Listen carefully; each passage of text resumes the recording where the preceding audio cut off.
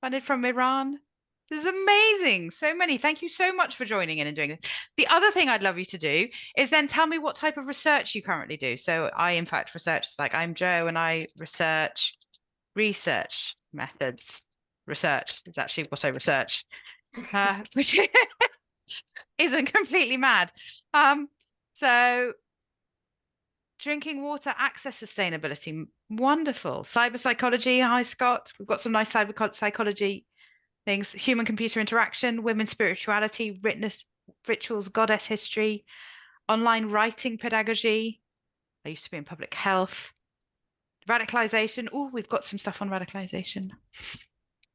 Financial inclusion, clinical psychology from Nepal, online education. This is fantastic. Thank you. So interesting to see what everybody studies. Education science, media archaeology, linguistics, olfactory cognition. Catherine Rowlands. Hi. Cultural sociology, teacher preparation school, sports management, organizational science. So much variety. The research community is so broad, aren't they? It's just great to see all these people making the world better in their own little niche all over the place. So well done, everyone. Legislative frameworks and national governance. Amazing. Great. So for people just joining, what we're doing is we're having some fun with the webinar chat, with people introducing themselves. You say who you are, where you're from, and what it is that you research. So I might write, hi, I'm Joe.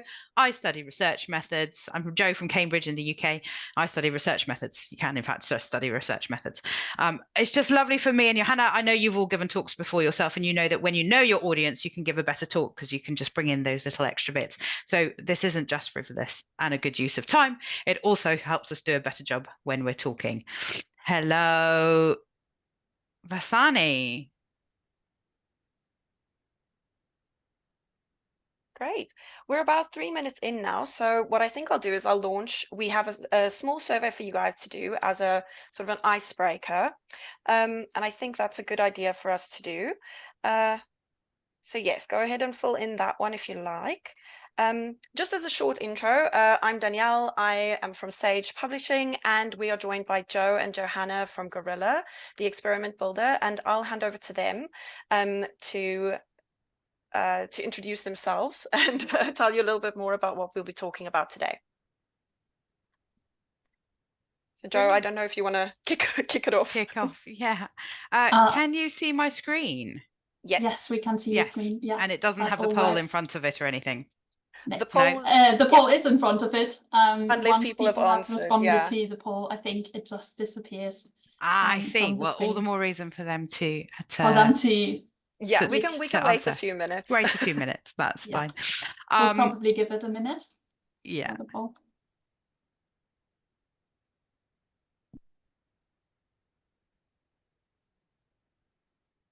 Fabulous. It's so exciting to see those numbers coming in on the poll with the big audience. It's just incredible how you can see, okay, now I've got 54 people who have replied to this already. Yeah. It's great. Fantastic. Well, while the rest of you are answering them, I will get started. So hi, I'm Joe from Gorilla. So at Gorilla, we make powerful, easy to use tools for experimental psychology. And in a nutshell, participants go in and data comes out. And in the middle, we provide you with tools for building surveys, tasks, and all sorts of research possibilities. But let's start off introducing you to Johanna, who's my co-star today. Hello, I'm Johanna Tomczak, and I work as a research specialist here at Gorilla. And I actually joined Gorilla about 2 years ago after having completed my PhD at the University of Leeds.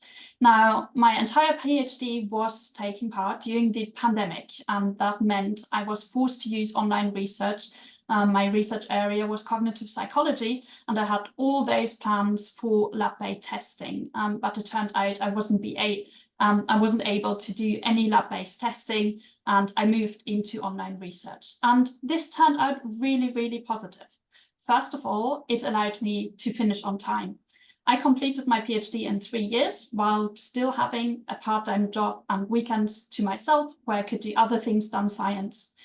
Many PhD students will know this, as you spend a lot of time writing up your thesis. It can take a bit longer, and you might end up doing 4 or 5 or even more years once you finish your PhD. And the second thing actually that made me really want to join Gorilla Experiment Builder was how intuitive it was for me to build an online experiment and collect data. Half of my undergraduate was in computer science, and I was actually well skilled to program an entire task. But Gorilla was still so much faster and easier than coding from scratch. And this is why I decided to join Gorilla as a research specialist just after my PhD. Thank you for sharing that story, Johanna. I'm Jo. I'm the CEO and co-founder here at Gorilla Experiment Builder. When I studied experimental psychology, I had to code my tasks in MATLAB and then collect the data face-to-face in the lab, and it took a long time. And to solve the data collection problem, what I did is I convinced the director of London's Science Museum, one of my favorite museums, to let me collect my data there. I think I said to him, let visitors take part in science, not just learn about science history. And he liked that as a storyline.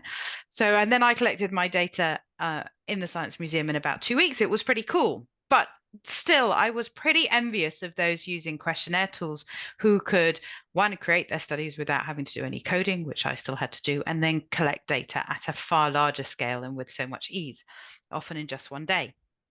I really wanted that for me. And so that's what I've created for you. So this is how I saw the research landscape back then. Online survey tools, they were easy, but they really weren't sufficiently powerful for the type of research that behavioral scientists want to be able to do. And then there were some people who were coding in the lab, which is really difficult. It's not as difficult as coding online. You don't need to set up your server and do all the data security stuff, but people were coding in the lab, it gives you really a lot of power, but it's really, really hard. And then there's online coding online coding with the servers client side, which is even more powerful, but is even harder, right? And beyond the reach of many experimental psychologists. So I believed that it should be possible to create an online platform like a survey tool, so like one of these, that supported a far wider range of psychological methods or experimental methods, so that cognitive and behavioral scientists like all of you guys could also benefit from the increased speed, scale, and reach of online participant pools and make the world a better place based on the evidence. And so that's what I've created with Gorilla. And to a large extent, we think we've succeeded. With Gorilla, we've made scientists' lives better. So let's take a look at this case study. Before Gorilla, it took Jade about 2 months to build a task in MATLAB, and then 6 weeks of face-to-face testing. And then with Gorilla, she's replicated the same task, an adaptive stop signal delay task, in 1 to 2 hours, and then managed to collect her data. It took her about a day to build her task in Gorilla with this adaptive stop signal delay task, and then it took her about an hour to collect her data. So let's call that another day. So what used to take nearly 14 weeks could be done in a matter of days, 2 days. So the old way wasted 3 months or a quarter of a year just to create and collect the data from one study. And over a course of a PhD, which typically includes 5 studies, that's 1.25 years. And that time can be used for write-up, dissemination, and holidays and a better work-life balance. And that's what we heard from Johanna's story, that because she was using Gorilla, she saved all that time and could have that better work-life balance. These are the types of results that we regularly achieve. We regularly save researchers months of time and money and frustration by giving them the tools that make their lives easier. So let me just give you a quick video of what's possible with Gorilla. So this is the core features. We have a task builder for building your traditional reaction time tasks. We can have any type of stimulus, any type of response. You get accuracy and reaction time measures. We have a survey tool that does all the complicated things that experimental psychologists need, like matrix questions. We also support scoring and subscales and branching as well. And then you link your tasks and questionnaires together in an experiment tree with randomization and counterbalancing. And we see some incredibly sophisticated experiments. I think the biggest tree today had over 85 nodes in it. We also have advanced functionality like eye tracking and mouse tracking and audio simile and microphone recording, webcam recording, drawing tasks, as well as games and multiplayer and a shop builder. And I'll show you videos of many of those later. I rather love this quote from Professor Joe Devlin. Gorilla is a methodological game changer. It allows us to test a far wider range of questions, reaching populations that were previously impossible to reach. Now over to Johanna to talk to you about a paper we wrote together. Thank you, Dave. With these new possibilities, researchers are collecting a lot of data, and we have recently published this paper about what 1 million participants tell us about online research. Here at Gorilla, obviously, we see so many studies on a day-to-day basis, and in this paper, we looked at the metadata from all the studies launched during 1 year. And what we found is that in terms of sample size, most participants are in medium or large studies. Joe, if you could just press, we'll see the first graphic there coming in. There we go. So here you can see we've got most participants in medium or large studies. That means over 100 or over, for large studies, 500 participants. Now, that means that 25% of researchers are actually collecting data for very large samples. And these sample sizes wouldn't be possible in the lab. It would just take years to recruit that type of sample. In terms of study length, what we saw is that the median study length was about 18 minutes. That includes surveys and reaction time tasks. So all sorts of mixed experiments together. But we find that it's really just about the data you need, and attrition doesn't seem to be a problem even for very long studies. Now, in terms of completion rates, we saw rates ranging from 50% to 84%. That 50% was for studies that were advertised mainly on social media, whereas the higher percentages came from studies that used a specialized recruitment service or more closely monitored recruitment by the researcher. Let's move on to our next slide about the benefits of online research. First of all, and I've already mentioned this, we've got speed. Online data collection can be so fast. And as I've seen during my PhD, it can take you just about a day to already get the data you're looking for. The second point I wanted to make is scale. As we saw from our paper, which I just told you about, we can reach big numbers of participants who are just in the comfort of their own home and who are more than happy to take part in research studies. And third, what we find is reach. We've got specialized recruitment services that allow us to actually reach hard to find populations, for example, children, the elderly, or clinical populations.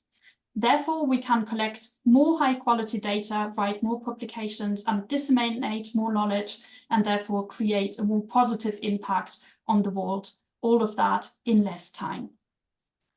Now, I would like to show you a few case studies of what people have actually done with Gorilla. Don't just take my word for it. Let's have a look at what our users have done to take their research online. First of all, here we've got Jim Granger's example. Now, Jim used within participants randomization and between participants counterbalancing in addition to some gamification when creating his flanker task. Impressively, he said that data collection for all 3 experiments, each of them being 200 participants, basically just took a weekend. And he said that that was unprecedented. Now, people often say that they don't really believe us when we are saying that, but I have seen that during my PhD, this is actually what happened. And even for me, who recruited bilingual participants and all the bilinguals who are really hard to reach, I was able to collect my data very quickly. So if you just press again, we've got the information there from, yeah. So Jim Granger's main task, what was an intentional selectivity via flanker task. And if we now go to the next slide, we can actually have a look at what this would look like in Gorilla. The flanker task, here we've got just some fish instead of the typical arrows. And this is built in the Gorilla task builder, so our standard builder for any reaction time tasks. The next example will show what Jim Grange used for trial randomization. So we've got a high number of trials here, and we want to make sure that those are randomized for each participant. We just set them up this way, and Gorilla then randomizes all of them together. In terms of questionnaire scoring, what Jim did is that he created his questionnaire in our questionnaire builder, which then lets you go to the scoring tab and set up a customized score for the questionnaire you're using. This is really easy to do and no coding whatsoever involved. It's all in the graphical user interface. And the last thing I wanted to point out with Jim's example is that Gorilla has a lot of collaboration features where it lets you collaborate with other researchers around the world to be able to work on exactly the same experiment, save the versions you're creating, and just have a very neat experience of working together on a project. Let's move on to the second example about Kyle Jasmine. Now, what Kyle did is that in his study, he investigated whether listeners compensate for auditory dimensions that they don't perceive well. The important takeaway is for Kyle that online research allows you to reach those niche populations, because Kyle was looking at mu6, so people who don't perceive pitch really well. And now off to the examples that we can see how Kyle used this in Gorilla. If we go to the next page, this was the two-way forced choice task that Kyle set up, which was for auditory stimuli. So what we can see in that example is that Kyle plays an audio file in his task, and that participants have to choose whether this was a long audio or a short audio, and they have to make that decision on a repeated number of trials. So Gorilla lets you display or play an audio that works in the same way for videos or images you would want to play. Now, if we go to the randomization of blocks and trials, this is another feature that can be set up. I mentioned the randomization already, but here what we can see is that we actually have two different blocks of trials, and we want to make sure those blocks are randomized for participants, but that within those blocks, we also randomize the individual trials. And this is all controlled by those two randomization components, which we can see on this screen. Let's move on to a more specialized example. We've got Marie McSweeney here, who used our prototype of the game builder to design a randomized controlled trial in schools to test deaf students on speech reading. Now you can see an example already what this looks like. This was designed in Gorilla's game builder tool, which allows you to add some gamification to any of your tasks, which makes them more engaging and sometimes a lot better for children who might find a classic psychological task very boring and very long to sit through. Now, if we have a look at the features Marie used, first of all, we've got Gorilla Game Builder in general. As you can see on this screen here, we've got the video of the person with no sound, so we're just seeing the lips moving, and the children then had to decide which item of the items that are displayed on the screen corresponds to that video they had just seen. Again, this is all without any coding involved. It's all created in our Game Builder tool. All the animations can be created just natively. You don't need to learn any programming language to be able to do that. Now, as I've said, we've got animations and special effects, which you can see here. If we just head to the second example, you can see how the rocket here is actually turning with the mouse together. And this is an animation that is already set up in Game Builder, and you can just add it to any experiments you're doing, and it lets you control those movements. There are a lot of different special effects and different animations you can use. There's a whole library of movements that could be added to any of those tasks to make them more engaging. Now, the last case study is about another specific tool I wanted to mention, which is Gorilla's shop builder tool. And here we've got the example of Pasquale Rumo, who used a randomized controlled trial with questionnaires about health and nutrition of participants. He designed a shopping study with our shop builder with preloaded carts for participants and discounts for healthy food choices to test whether participants would rather go, in this example, for example, with the apple or an unhealthier food choice they would make. As I've said, this has used Gorilla Shop Builder. So if we just have a look at the next slide, we've got our shop builder tool here, and you can see that if participants go into that shop, that doesn't seem to be playing at the moment, but if participants go into that shop, they can then navigate to the products of the shop, and they're then able to, there we go. Now you can see the products. They're then able to choose a product from the list of products. They can increase the number of products they want to purchase. They can navigate to the different pages, and once they're happy with their choice, they can just check out from the shop. This all creates data, obviously, which we'll have a look at in a bit of time as well. And it gives you the exact reaction times of those choices together with the choice the participant made in the end. So it lets you control a lot of different factors in the shop builder to study consumer behavior. For the randomized controlled trial design, we can actually see how this is set up. Once we've designed all our different tasks or all our different questionnaires, we can then put those and the shops and the games, whatever we want to do with the tools, we can then put them together into a study. And in this study, we can see we've got a pre-test and a post-test. For those two, we use this orange square there, which is used to modify the order of those two. And then in the middle, we are randomizing participants either to the left or to the right blue box, which means that half of our participants go to one path of our experiment and half to the other. And this lets us control exactly how they process through our study, so we can study different variables from their behavior. Now, back to you, Joe, to continue with the rest and how this could look like in Gorilla. Fabulous. So I hope that gives many of you on the call today a taste of what is possible with Gorilla and how much further you can go than surveys. I know a lot of you do surveys.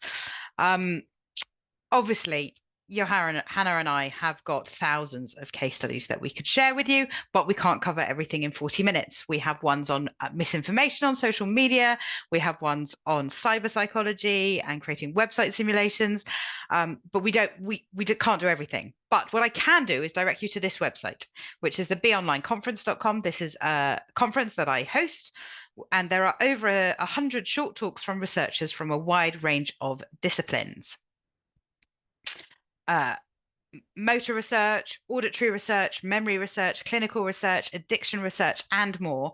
Hopefully, you'll find a talk in your niche area, but if not, maybe you'll find something that's close enough and suitably interesting to you. And in every talk, people will talk about their science, but also their hints and tips for being successful online. I do want to draw your attention to 3 specific talks that I think will be helpful for absolutely everybody on the call. I know many of you are concerned about data quality when you take your research from the lab to an online setting. And we have 2 really excellent talks on this topic. One from Jenny Rodd from UCL about ensuring data quality when you can't see your participants, and one from Dr. Rachel Theodore from the University of Connecticut, ensuring great data quality online. Both are essential viewing for anyone taking research online and include extremely helpful advice on how to get great data online.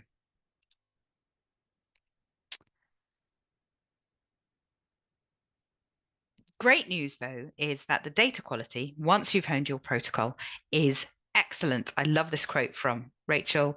Of the 1,200 participants tested, we only had to exclude 60 participants. That's less than, it's about 5.9% due to poor data quality. And she gave some more detail here, which included failure to meet our a priori inclusion criteria for accuracy, headphone use, and completed trials. So she was doing a complicated auditory research study. The data quality, once you've honed your protocol, is excellent.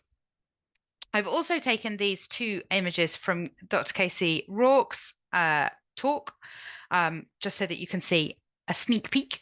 So down here on this graph, you can see the comparison between data collected in person and data collected online. In person, data was collected from 30 people. It took them a month to collect the data. They recruited a local population to Pittsburgh in the USA. On their online replication, they collected data from 99 people, and the data was collected in less than 48 hours. They recruited through a global population, through a recruitment service. But look at this data. Yes, this is a bit noisier, but not a lot noisier considering the widespread in the in-person research as well. But the pattern is very, very similar indeed. And all of these researchers say that the data quality they're getting online is really, really good. So, what is Gorilla? Our vision is to create a better world based on evidence, not opinion. And our mission, the way we go about doing this, is creating tools for large-scale experimentation on people so that we have the data on what works.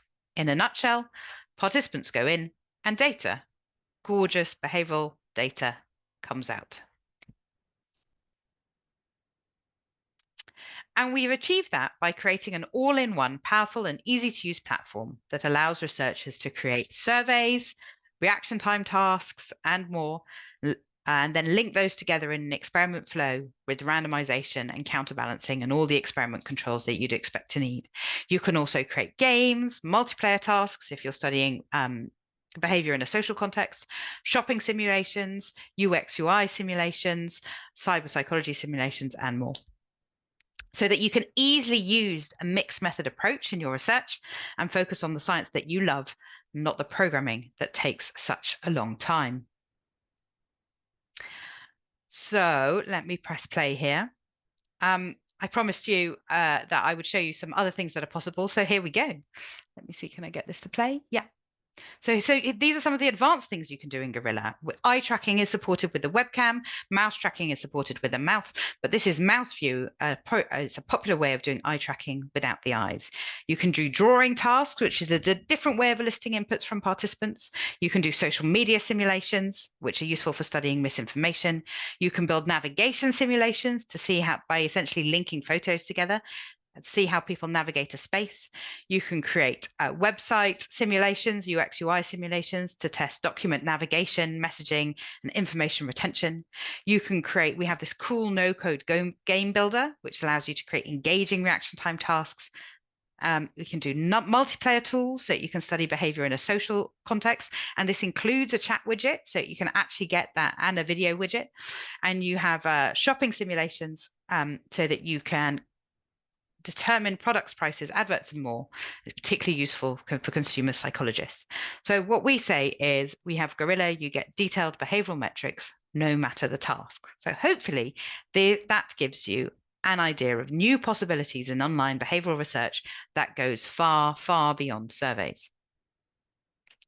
So this is what the experiment building tools landscape looks like today. There are still people doing online surveys, and feeling frustrated that they can't easily run more complicated paradigms. There are people coding their tasks in the lab and online and feeling frustrated that they spend their time programming rather than focusing on the science they love. And both these groups wonder if there is a better way. And there is. There are also other task builders, but none as powerful or as easy to use as Gorilla, which is reflected in our results. More on that later, but we see ourselves as being up here, as being both powerful and easy to use, and our users tell us the same thing. So why choose Gorilla?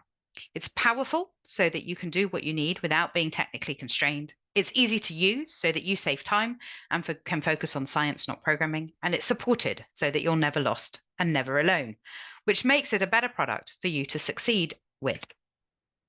So how do we make it powerful? It's everything in one platform. Questionnaires, reaction time tasks, games, shops, multiplayer studies, longitudinal studies, counterbalancing and randomization, and we have a code editor and the ability to augment all of our tools so that you're never stuck. No more gluing together different services, trying to match data from 2 different systems. No more trying to figure out why your participants finished the survey in Qualtrics, but half of them never did the task afterwards in a different platform. Then it's easy to use. Everything is built with a UI, so it's far easier to understand, far easier to work with. We give you links to documentation, but it is scriptable when necessary so that you can extend it if absolutely necessary. I love this quote from Priya Silverstein. I was just messing around trying to see if we could do what we needed for a project, and I ended up creating an entire demo version, complete with all the counterbalancing, ready for the real stimuli to be added later. It's so intuitive and clear. And it's fully supported.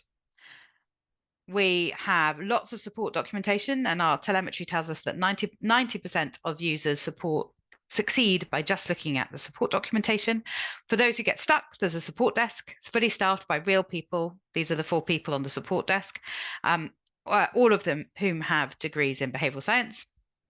We do regular onboarding webinars, live sessions, where you can come and you ask questions and you can learn how to use Gorilla. And we have regular office hours every week as well, where you can jump on a call if you're stuck, share your screen, and one of our support team will get you unstuck. So you're very, very well supported. I love this quote from Muhan Lee. Gorilla rescued my dissertation. They have the best support team in the world. And we have a great community sharing their science with each other. Inside Gorilla, there's Gorilla Open Materials, which is our open science repository. And to hear people publish their tasks and experiments so that others can clone them. And they link to them in the papers that they write, which means that when your reviewer comes along and they're reviewing your paper, they can click on the link and see your protocol. When somebody's reading your paper, rather than having to understand the methods, they can also click on the link, see your protocol themselves, take part in it. They could clone it if they wanted to do a replication. No more emailing people who've long since left for the source code or something to find something from a paper. No more trying to resurrect somebody else's code from several years ago and it just doesn't work anymore. I love this quote. Open materials is so powerful. I cloned 3 tasks and adapted another, so that removed half the work I needed to do. It saved me so much time. And so many of you will be quantitative people. So here is Gorilla in the numbers. We launched in 2016. We've tested over 3 million participants. There are over 2,000 citations of gorilla.sc. It's used in over 1,000 universities. We have 17 team members, 11 of whom have behavioral science qualifications. There are over 2,000 materials in our open materials repository, and over 300 experiments were launched last week, and each week, in fact. So that's a lot of high quality science happening online. So that's Gorilla. It's everything you need to succeed at data collection as an experimental psychologist. Now, I know some of you will want to see the details of our tools because seeing is in fact believing. I don't have time to show you everything, but I can show you a little bit. So I'm just going to tell you about the task builder because that's the tool that most people want to see in detail. Let's take a look. So the way Gorilla works is that you can upload your stimuli and you can place any stimuli you want on the screen, whether it's text, images, audio, video, animations, and you can have multiple images, which is how you'd layer up a UX or a cyber psychology experiment. You can have any responses from the mouse, the keyboard, touch, webcam, the microphone. You can have drag and drop. You can have drawing tasks. I think you've seen a video of that earlier. And then there's the feedback that you get, that you can automatically give your participants of whether they were accurate enough, fast enough, or their progress. So the way we think about it is we're giving you the Lego building blocks and you can build anything you need. You could build a little car or you could build the whole Hogwarts castle. It's totally up to you. So this is what it looks like inside the tooling. There's a bit which is more like PowerPoint, where you lay out the screens that you want the participants to see, and then when you click on the slides, you can lay them out in detail. So this is an image zone here, and these are image response buttons. Then there's a bit that's a bit more like Excel, like a spreadsheet or a table, where you say how the content of your trials changes over time. And there's the bit where you upload your stimuli. And I think you can see here that this zone here is the image. It's called puzzle, and it's sourced from the spreadsheet. That's what that S means. Here's the column puzzle from the spreadsheet. And here is puzzle 10. You can see that one here is in trial 3. So this image here is shown here, goes through to here, and is shown here on the screen. And in the next trial, you'd see puzzle 11 instead. So one a bit like PowerPoint, one a bit like Excel, and one for just storing all your stimuli, the stimuli that you've uploaded. Let's have a look at some videos.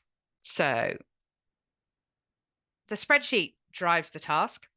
And so here we can see your participants are going to see the instructions and then a trial, and then they're going to go through all of these trials in a random order. That's what that one means. And we can preview that randomization by clicking the randomization button. And this is one thing that we get feedback about. People love using our tools because they're convinced that at each step of the way that it's working. They can check that the randomization is working as expected. And once they're happy that it is, they go, great, that bit's working. I can go on and build the rest of it. These are the stimuli that someone has uploaded, and you can search for them. You can filter for them, which makes it easy to see if anything is missing. And this is how it's put together. So first we've got our instruction screen. This is an image zone, a text zone, and a text button. Then we have our trial, which is made out of a fixation cross, followed by our screen where people are actually going to respond. So here's the fixation. You can see that fixation object there.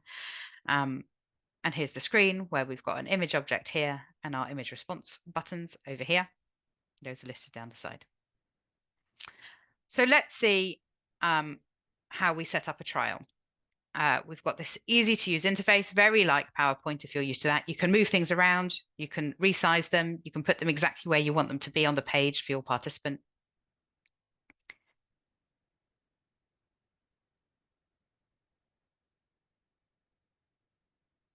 And if, for instance, we wanted to add a title here, some text, we'd go and grab our text component, enter the text that we want to show, which is the missing piece. That's our instruction to our participants.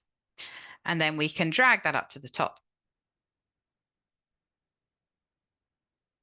where we want to lay it out, then change the font size. And there you have it.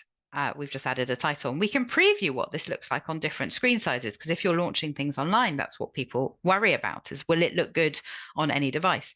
And we do a lot of work behind the scenes to make sure it does look good on any device and that everything scales appropriately. And there are more complicated ways that you can control that for psychophysics studies. You can preview the interactions in the screen, which is really nice, and we give you this debug pane so that you can see how people respond, which again is one of these useful things for saying, yes, that bit of the experiment's working correctly. Which bit do I need to build out next?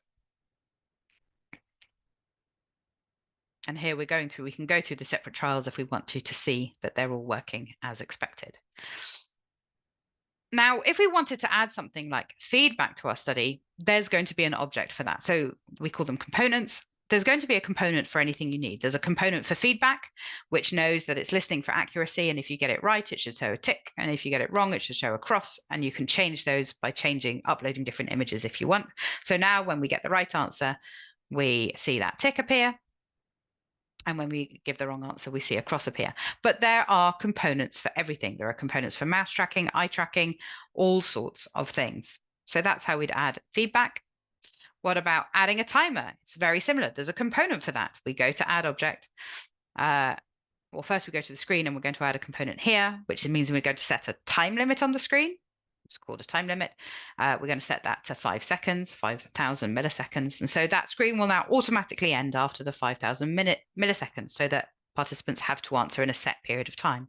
And then we're going to add a countdown timer, which we're going to put in the right place on the screen. Change some of the settings, just make the text size a bit bigger. And now when we preview this screen, we're going to see that number countdown 5, 4, 3, 2, 1. So hopefully you're getting an idea that when there's something you want to do, you'll find the component for it, you add it, and then there are going to be some boxes that you fill out, and that's going to make your life really easy to add advanced functionality to your task. And essentially, there is a component for everything. There's components for eye tracking, audio stimuli, mouse tracking, microphone recording, drawing tasks, webcam recording, and more. I love this quote from Tomczak. I'm astonished by the range of possibilities.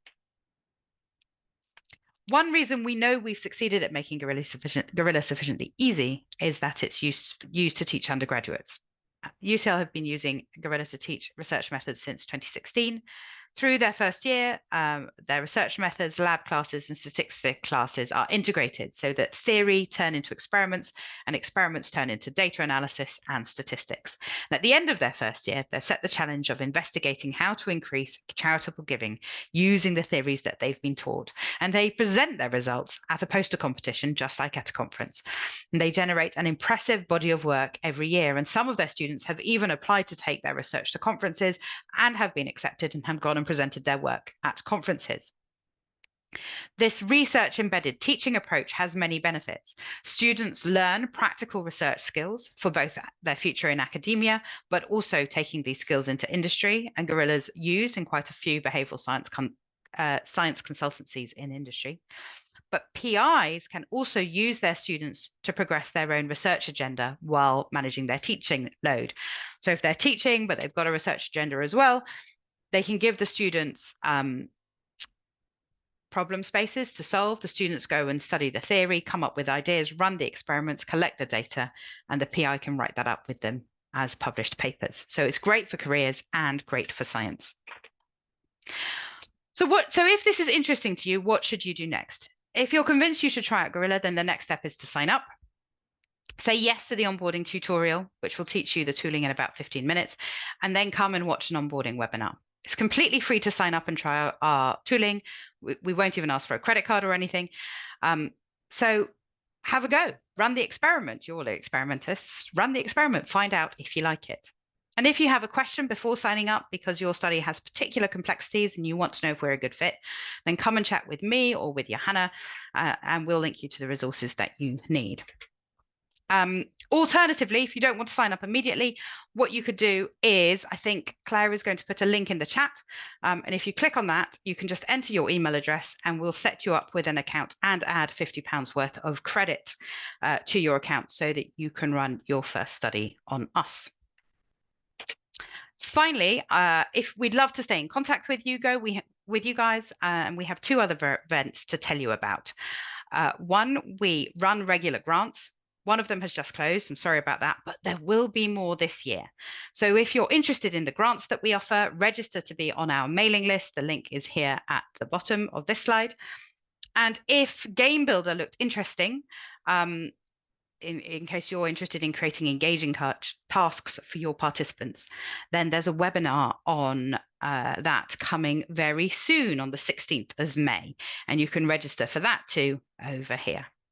And with that brings us to the end of our talk. So it's going to be goodbye from me and goodbye from Johanna soon, but we will take some questions. I can see there are quite a lot of questions in the Q&A and in the chat. But while we take those questions, I'll leave this up on the slide in case anybody wants to follow those links. Great, thank you so much, Joe and Johanna.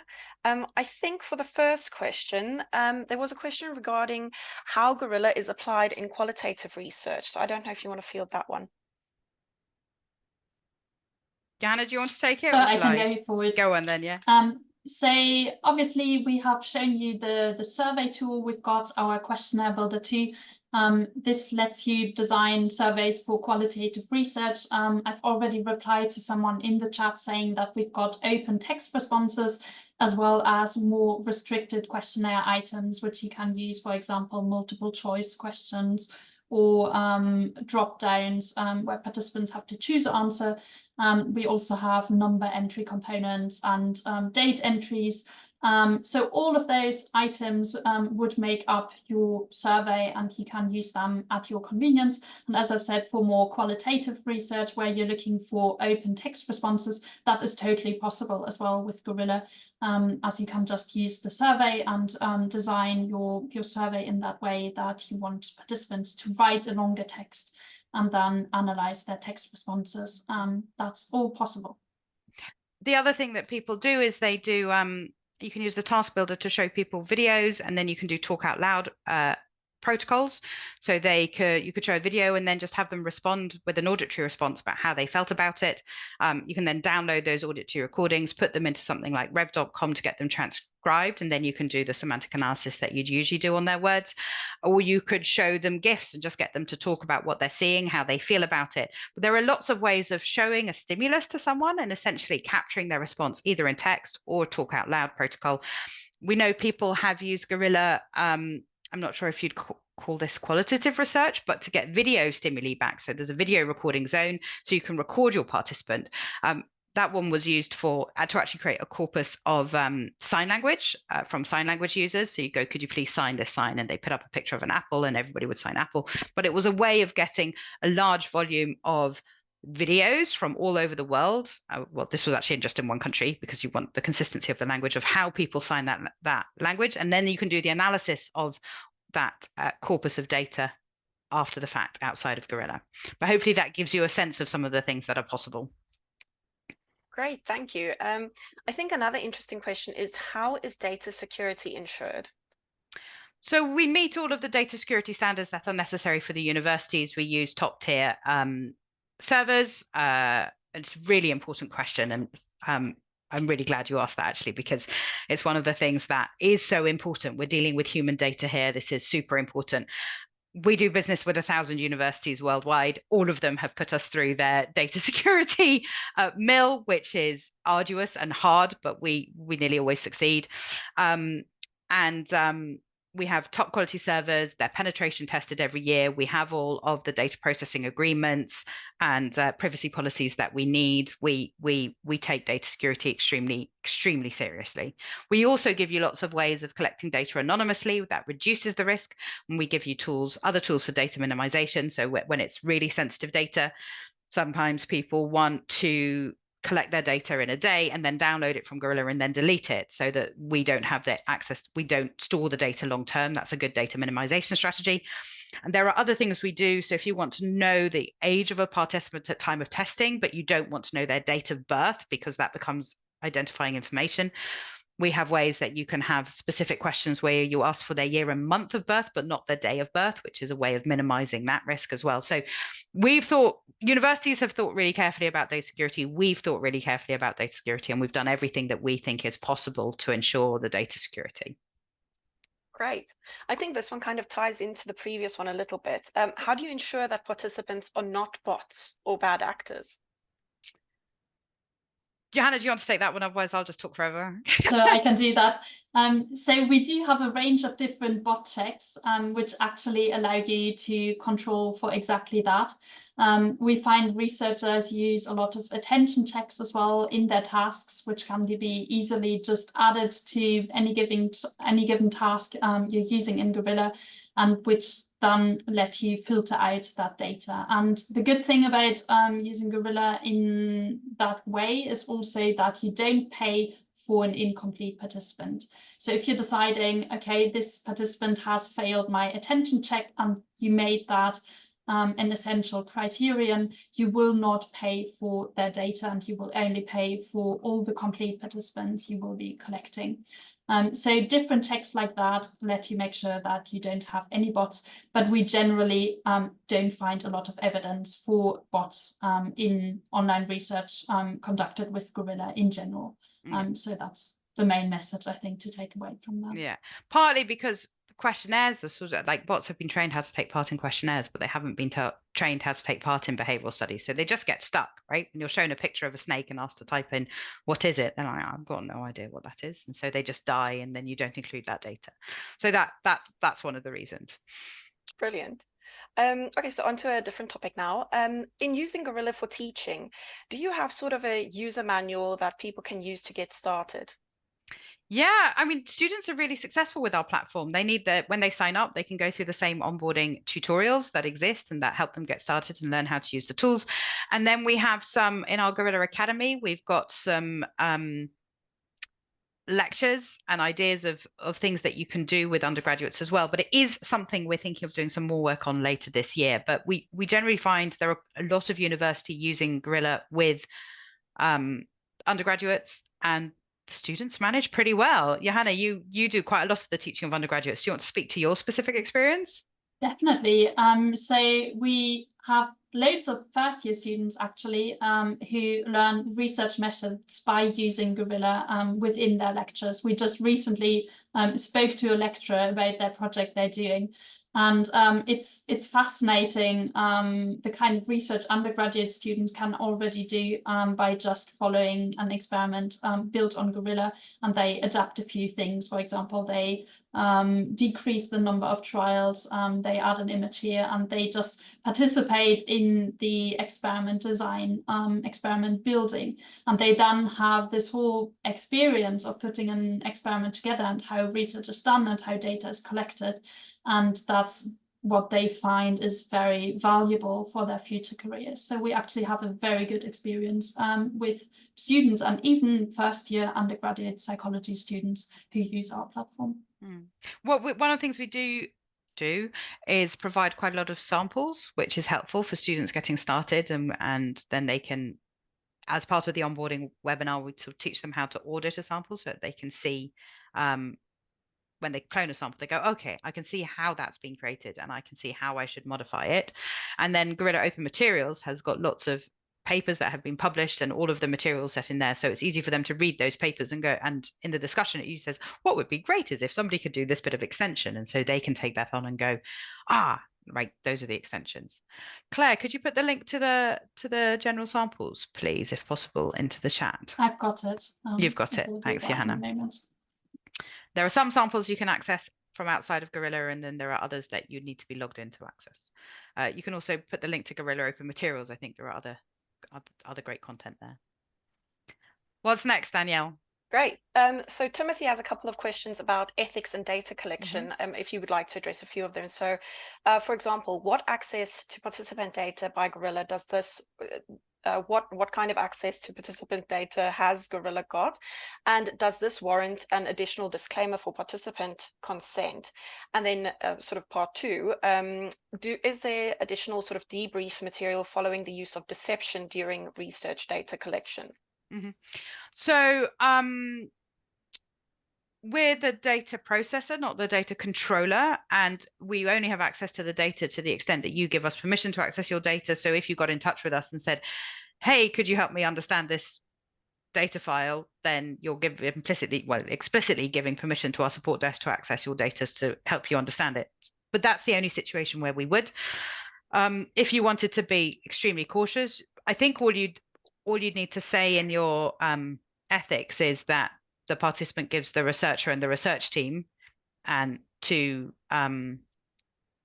access their data for research purposes, and that would give us permission with your blessing, because at that point we're helping your research, and we're essentially you're deputating us as part of your research team if you ask us to look at your data.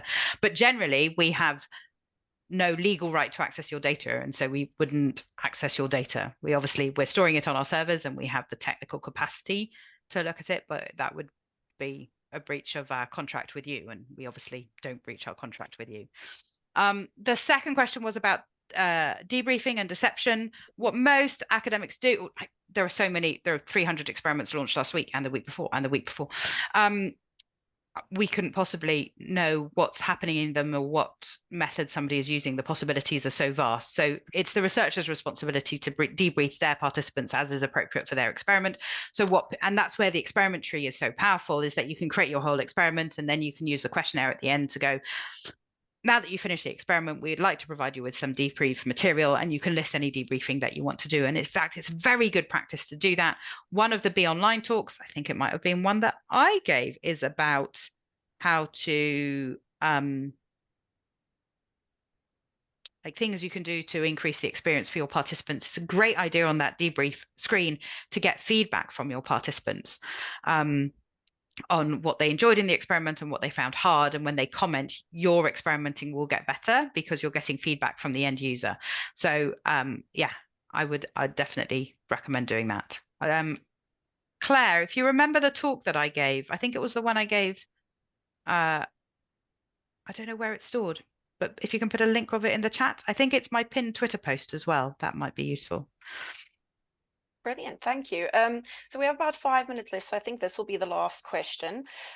If we can ask both Joe and Johanna to conclude by answering this one. What sort of advice do you have for PhD students and PIs looking to integrate online research into their project? And then sort of as a part 2 to that, what innovative online research methodologies have you found effective for PhDs and PIs?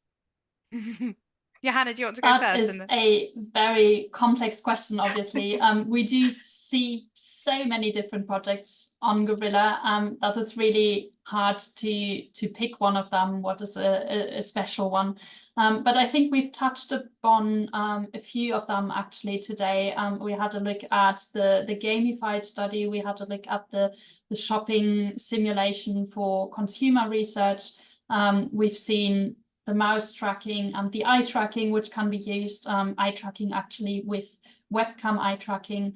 So there are a lot of different possibilities which are out there. I think the main tip to get started for PhDs and PIs who are new to the use of Gorilla is really to have a look at our onboarding webinar and have a look at our support documentation. And then, as Joe said, just signing up for an account and testing the tools yourself will give you the best idea, because it's free to have an account and to just play around with the tools, and that will give you the best impression you can get whether this tool is actually able to do what you want to do for your research.